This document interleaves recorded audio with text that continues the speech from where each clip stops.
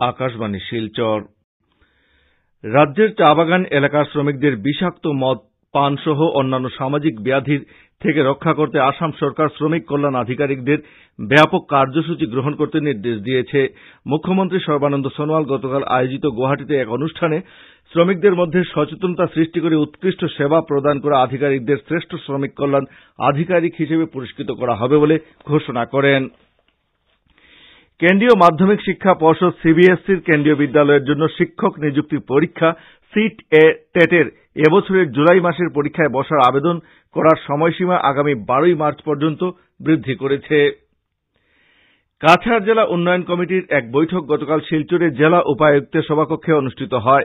উপায়ুক্ত লায়া মাদুরীর পৌরোহিত্যে অনুষ্ঠিত সভায় জেলার কৃষি, শিক্ষা, স্বাস্থ্য, জলসেচ, পশুপালন, পূর্ত ও সড়ক বিভাগের উন্নয়নমূলক কাজকর্মের পর্যালোচনা করা হয়। এতে শিলচর ডাকবাংলোতে গাড়ি পার্কিং এর ব্যবস্থা করা, কাছাড় কলেজের সামনে 9 বিঘা জমির উপর ইন্টিগ্রেটেড অফিস কমপ্লেক্স নির্মাণ করা, জেলার সব কার্যালয়গুলিতে শৌচালয় নির্মাণ, শিলচর থেকে উধারবন পর্যন্ত সিটি বাস পরিষেবা শুরু করা ইত্যাদি বিষয় নিয়ে সিদ্ধান্ত গ্রহণ করা হয়।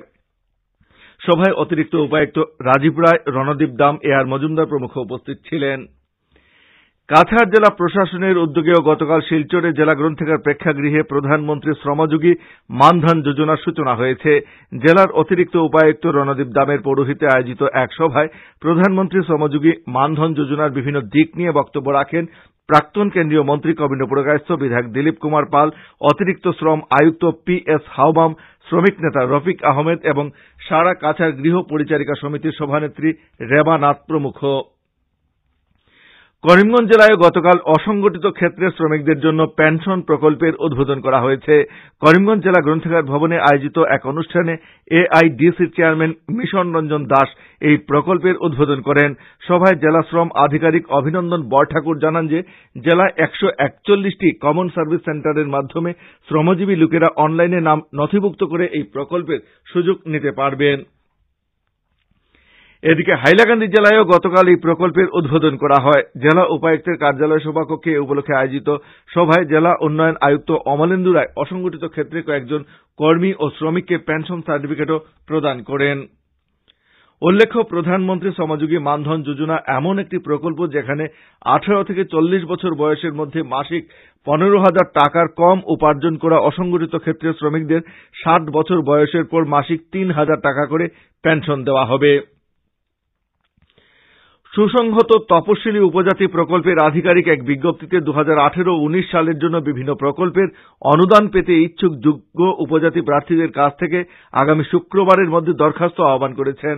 আবেদনকারীদের কাস্ট সার্টিফিকেট, এক কপি ফটো, ভোটার আইডি অথবা স্কুল সার্টিফিকেট সঙ্গে নিয়ে আসতে হবে।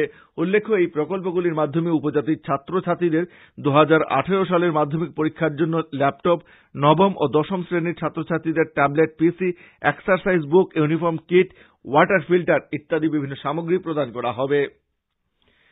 হাইলাকান্দি জেলার সরসপুর চা বাগানে গতকাল জমি বিবাদকে কেন্দ্র করে দুপক্ষের মধ্যে সংঘর্ষে প্রায় 13 জন ব্যক্তি আহত হয়েছেন। সরসপুর পুলিশ ফাঁড়ির ভারপ্রাপ্ত আধিকারিক সুবিমল নাথ জানিয়েছেন যে ঘটনার সঙ্গে জড়িত 5 জনকে পুলিশ আটক করেছে এবং আহতদের মধ্যে হাইলাকান্দির এসকে রায় সিভিল হাসপাতালে ভর্তি করা হয়েছে। করিমগঞ্জ জেলা ক্রীড়া আধিকারিকের কার্যালয়ের উদ্যোগে জেলা ভিত্তিক খেলো ইন্ডিয়া খেলো কর্মসূচির অধীনে বিভিন্ন ক্রীড়া প্রতিযোগিতা আগামী মঙ্গলবার থেকে দুর্লভছড়া খেলার মাঠে শুরু হবে। সরকারি উদ্যোগে দুদিনব্যাপী এই প্রতিযোগিতায় ফুটবল, ভলিবল ও অ্যাথলেটিক 3টি বিভাগে অনুষ্ঠিত হবে। জেলা ক্রীড়া আধিকারিক বদরউদ্দিন মজুমদার এক বিজ্ঞপ্তিতে প্রতিযোগিতায় অংশগ্রহণে ইচ্ছুক সংগঠনকে তাদের প্রতিযোগিতার তালিকা ও জন্মের প্রমাণপত্র আগামী 10ই মার্চের মধ্যে করিমগঞ্জ ডিএসও কার্যালয়ে জমা দিতে বলেছেন। মনিয়ারখাল গ্রাম পঞ্চায়েতের পক্ষ থেকে রাজ্যের স্বাস্থ্য প্রতিমন্ত্রী পীযূষ হাজারিকার কাছে একটি স্মারকপত্র দিয়ে অবিলম্বে মনিয়ারখাল উপ স্বাস্থ্য কেন্দ্রকে উন্নীত করা এবং আনন্দখাল উপ স্বাস্থ্য কেন্দ্রে চিকিৎসক নিয়োগ করার দাবি জানানো হয়েছে। বনতারাপুর এমই স্কুলের শিক্ষক টি.এইচ. নিজিত সিংহ গত সোমবার রাতে শেষ নিঃশ্বাস ত্যাগ করেছেন।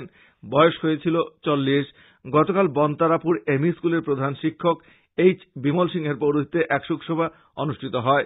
শোকসভায় স্কুলের ছাত্রছাত্রী ও শিক্ষকরা প্রয়াতের কর্মজীবন নিয়ে আলোচনা করেন। সভা শেষে প্রয়াতের প্রতি শ্রদ্ধা জানিয়ে 1 মিনিট নীরবতা পালন করা হয়।